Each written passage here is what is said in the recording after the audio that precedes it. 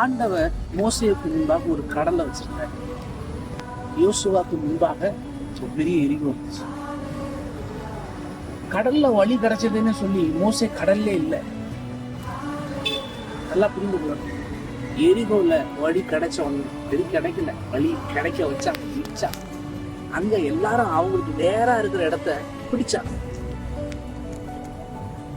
ஒரு சில நேரத்துல எந்த வழியை கடக்கணும், எந்த வழியை பிடிக்கணும், வழி கிடைச்ச இடம்லாம் தங்கிடக்கூடாது.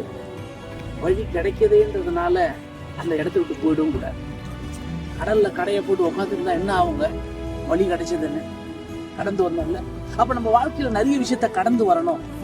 கடந்து வர பாதையில இருக்கிற நிறைய விஷயத்துல நிக்கணும். மோசே பார்க்கிறவனா இருந்தார், ஆனா யோசுவா பங்கிடுகிறவனா இருந்தார். அப்பனா என்ன அர்த்தம்? பார்த்ததை பெற்றுக்கொண்டதை பங்கிட்டார். இந்த மாதம், இந்த நாள், இந்த இரவு அந்த நம்பிக்கையோடு படுங்க. கணவரால முடியாது, மனைவியால முடியாது, பிள்ளைகளால முடியாது, அப்பா அம்மால முடியாது, உங்களால முடியும். நீங்க பங்கிடுவீங்க, நீங்க கொடுப்பீங்க. அப்படி கர்த்தர் உயர்த்துவார். விசுவாசிங்க. தொடர்ந்து லைவ்ல கலந்து கொள்ளுங்க. கர்த்தர் உங்களை ஆசீர்வதிப்பார். ஏன்